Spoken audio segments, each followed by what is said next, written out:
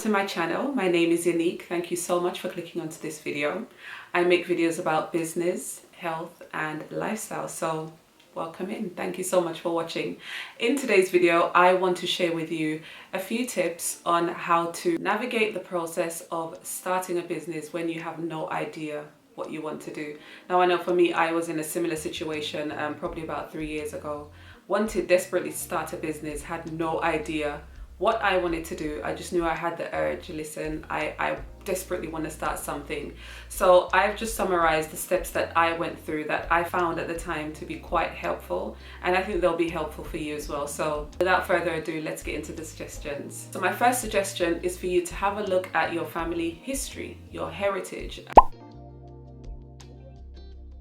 What it is that you could probably say are trends if you had a look going back a few generations into the things that your family or members of your family are very good at, or they developed skills in. Your gifts will basically lie in the lineage and the heritage of your family's DNA, basically, because there's a generational history of mastering that or those particular skills. Using myself as an example, my family in particular, the women, they're the bosses. I don't want to say bitches. They're the boss bees in my family on both sides. My mom, for example, I don't think I've ever seen this woman work. She's always been an entrepreneur.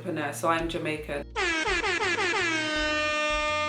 She would have fleets of buses, she'd set up businesses. You know, my mom has always been an entrepreneurial woman. My aunt, one of my closest aunts, she was also an entrepreneur. She set up the local supermarket, like a convenience store. My grandmother as well, very entrepreneurial. She used to go to the market, sell goods. This is, going back many, many years. My grandfather actually named the town that my mother's side of the family is from because he owned so much land there. So there's a strong lineage of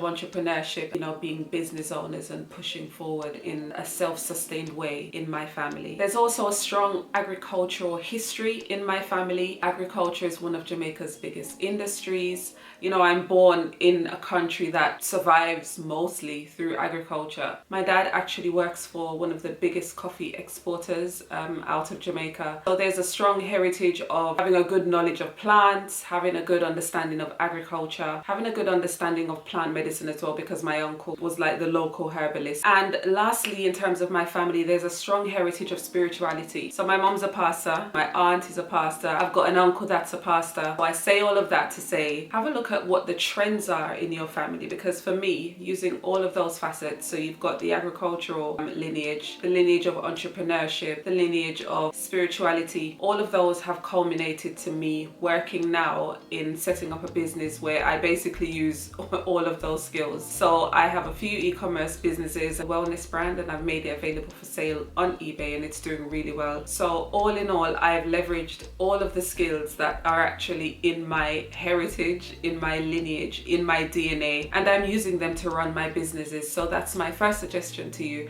is to definitely have a look, especially your mom and your dad. Those two people will be a very big indicator of what you're actually here to do. My second suggestion is to have a sit down, have a think, just have an assessment of what your formative years were like, what your childhood years were actually like. So we're talking about the first probably 5 years of your life. What was your childhood environment like? For me, it was a very traumatic time. I wasn't raised with my parents, so my mom and my dad weren't around. So that essentially, in a good way, gave me the skills of surviving independently. It made me as a child process life in the sense of I have to do everything myself. So I'm a very independent person. I'm able to just get on with things and not be emotionally attached to things. I'm able to focus. I'm able to streamline because of my formative years. On the bad side of things, having such a big history of trauma in your childhood, because that's not normal. So as an adult, for me, I grew up with childhood trauma. Eventually that's going to express itself in a certain way. So eventually that child will be raised or will grow into an adult that becomes either majorly ill or some kind of big trauma will express itself, and that's what happened for me. As soon as I turned 30, I was really, really ill. I developed a major illness. As opposed to me going down the traditional route of being treated by doctors, I decided, I'm going to do it myself. So like I said before, this was leveraging my family history of being knowledgeable of plants, spirituality, plant medicine. That's what I used to actually heal myself, and that made me into the kind of person that has a good, rich understanding of illness, ill health, how to treat yourself holistically, how to go outside of the medical system. And these are basically assets that I've used to run my business today. So as I've said, I have a wellness brand. I basically curate products and make products that help people to heal holistically, naturally, and not in line with a medical convention. So whenever I interact with my customers, they're always like, "Are you a doctor?" How do you know all these things?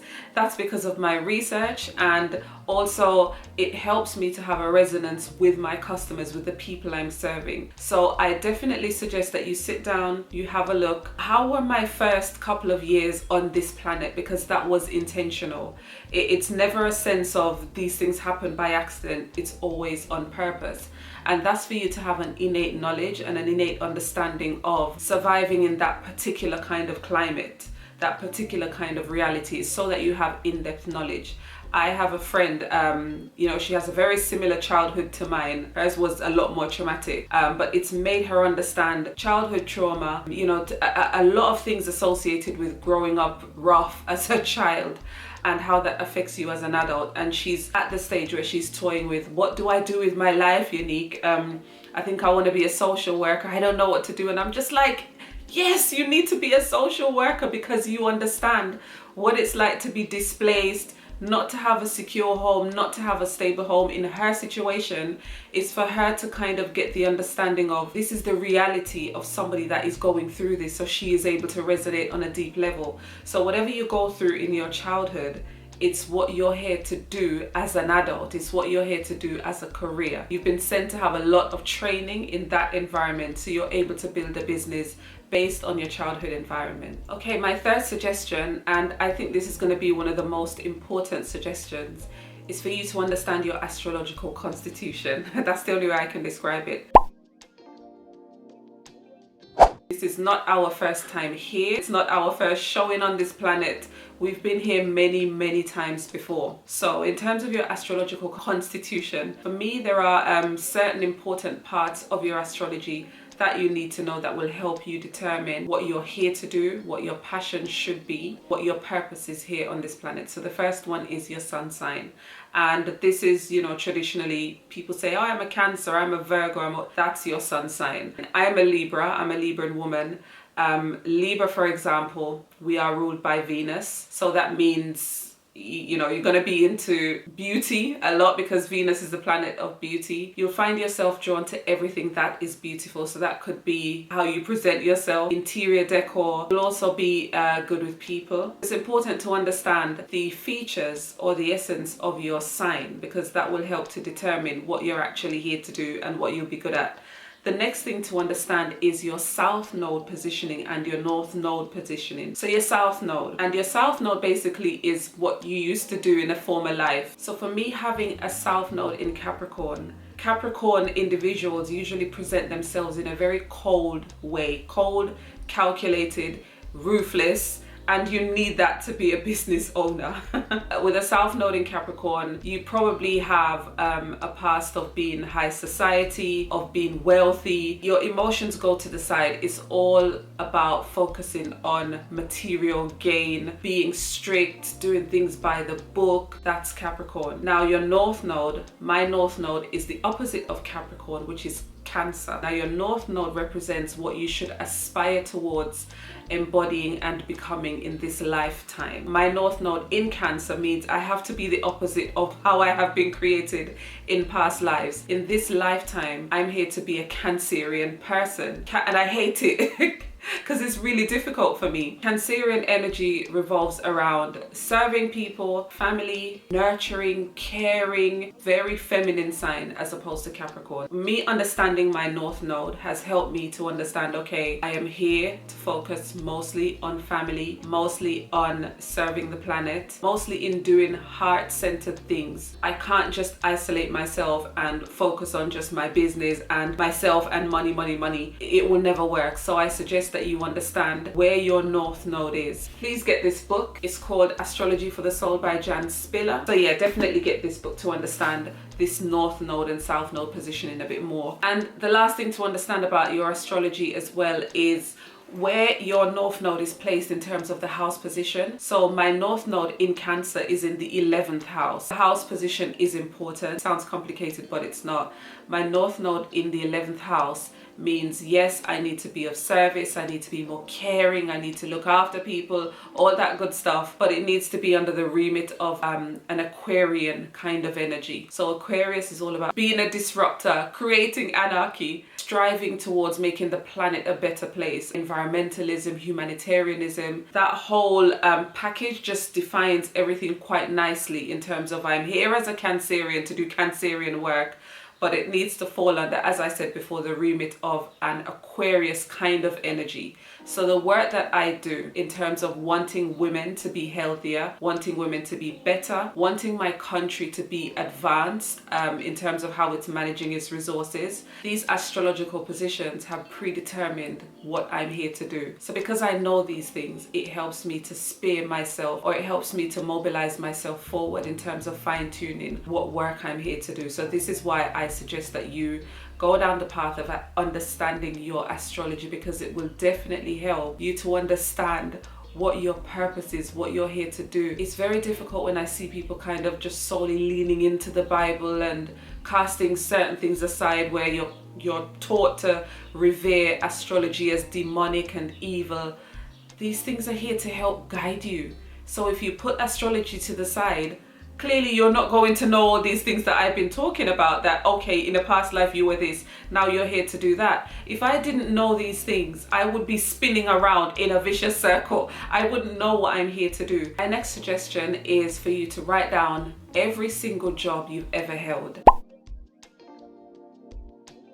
All of these jobs that you've held, it's basically your skills, your gifts trying to emerge, trying to come out and present itself and express itself in the fullest way. However, it's that gift and that talent you have has needed these individual jobs to help to fine-tune those skills. So you've needed to work in all these different jobs to get all these different facets and kinds of experiences in order to house the gift that you're here to bring to life on this planet. So that's why it's important to have a look at all the things that you've ever done, even if they look like they're not interrelated. Like I've worked in a supermarket. That's to essentially help me to understand retail. I've got quite a lot of retail experience. So now that I'm an online retailer, it helps me to understand how to manage goods and how to serve customers. It's important for you to focus as well on the job that you've held the longest. So the job that you've had the longest will be a determinant of what you're actually here to do in the capacity of a business. So for me, my longest role was 10 years in a corporate role. I'm literally doing everything that I did in that job now as a business owner. Also with that job, that was quite indicative of the fact that I would be an entrepreneur, was that I was an intrapreneur in that role. So it was literally myself and my director. I've not worked as my longest role in a position where I had a manager. It was just me and the director. So I've been working as an intrapreneur. That's what they call it. When you're basically, you're managing your own work. People hated me. Nobody told me what to do. I was just my own boss. That prepared me for being my own boss. And I also worked for an entrepreneur. So I had an understanding of what it takes to be an entrepreneur and what it feels like to work for an entrepreneur. So this is why I suggest you have an in-depth look at your career, at your work history. So it will paint a picture of potentially what you're able to step into now as a person that wants to start a business. Tea break. I don't know how people don't drink tea. Like, what's wrong with you guys? Tea is it. Okay, so my next suggestion is what is my next suggestion? Right, my next suggestion is for you to understand what your biggest dream would be. So if you could live your wildest dream in terms of making money from something that you love doing, what would it be? I know for me, when I was exploring this idea, I kept getting roadblocks because I thought, oh, that's silly, that's impossible, that could never be done, it's too big for you to do, that's impossible. No, listen, they're all lies that your ego tells you in order to stop you from accomplishing the thing that you've actually been sent here to do. Some of us are sent here to do huge things, where that's the thing that was kind of putting me off and pushing me off in a way. I felt that my dream was too big. Now, my dream, one of my dreams, is to see women especially, men too, but women especially, because we have such a pivotal role in terms of the managing of a family and the leadership of a family. My dream was to see women become the true healers of their family.